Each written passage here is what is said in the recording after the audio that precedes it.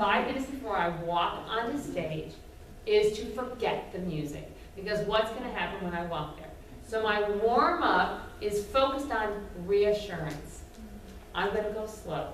I'm going to put the music in front of me. I'm going to listen. I'm going to focus on the beauty of the music, and I'm not going to challenge my memory. It's too late for that.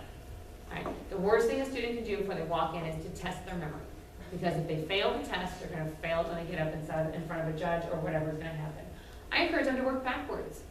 Right? If they're playing a Mozart sonata, I encourage my students to warm up on the recapitulation first. And then we go back and play the development. And then we play the exposition. Why? Because the hardest part about that memory is that trap of the second theme that's in 2 different themes. Right? I mean, 2 different keys. So if the last thing I played was the recap, that might end up being the first thing I play when I get up. So I go backwards, right? And when I play full recitals, I actually warm up backwards to the whole program. So that the last thing I did before I walk out on stage is I have played the very first piece. It's fresh in my head. It's the opening of the piece. It's slow, it's controlled. I know I can do it. And I've gone very slowly and deliberately through my entire program. And the first thing I have to play is the last thing I did in my warm-up. Right? It's something to think about. And I encourage them to visualize. Right? If we're going to sit backstage before we play, instead of running around with my friends, doing silly things, sit down with the score. Think through the piece. Hear a beautiful performance in your head. That visualization, things that do encourage you to be confident are good at the time. I also encourage my students to test the piano. I can tell you as an adjudicator that students come in a room, and more so when I was in Michigan, I did a ton of adjudicating, and I always knew the students of these 2 teachers. Always, actually 3. One of them was Kathy Rowland. When they walked in, you knew their students because they knew how to try the piano. They walked in, they had a routine that not just tested the whole range of the instrument, they tried the pedal, they played some chords, they did voicing. They were definitely instructed on a way to approach the instrument that would allow them to get familiar with the instrument to play at the level they needed to play. I have a lot of students who walk in the room and I'll say, do you want to try the piano?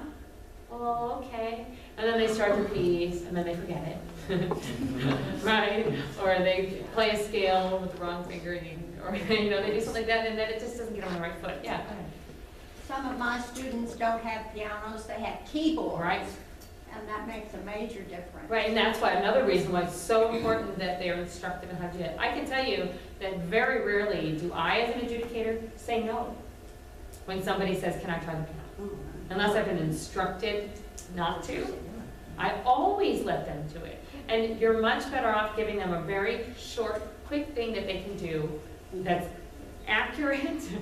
Doesn't really give a judge a good start on your student when they can't play the C scale with the right fingering and they get up, and it doesn't make them feel good, right? It sets everything up when they know how to test the piano, right? So I'd say that kind of in conclusion, somebody said this to me once, and I think it's fantastic, that practicing is answering all of the questions your brain will ask in a performance. Right? So when I'm practicing, my goal is to answer the questions that my inner voice is going to ask. What key is it in? Where do I start? Why is the left hand? How is this one different? Where am I going? That active voice.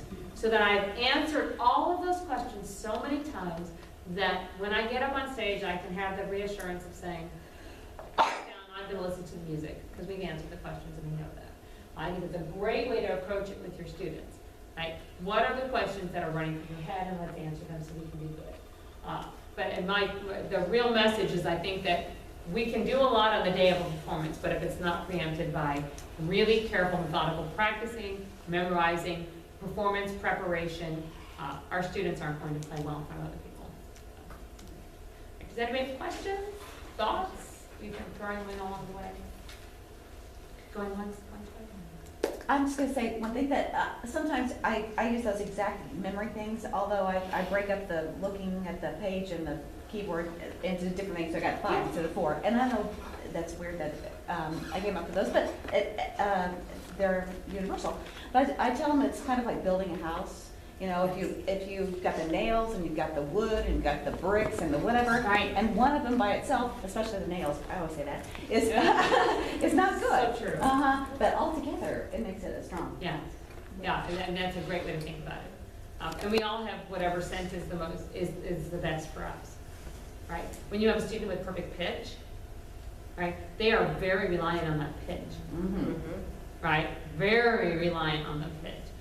And so when I know a student has perfect pitch, I often do transposition with them. And it just messes them up, but it makes them smart. Right. Other questions, thoughts? Thank you very much.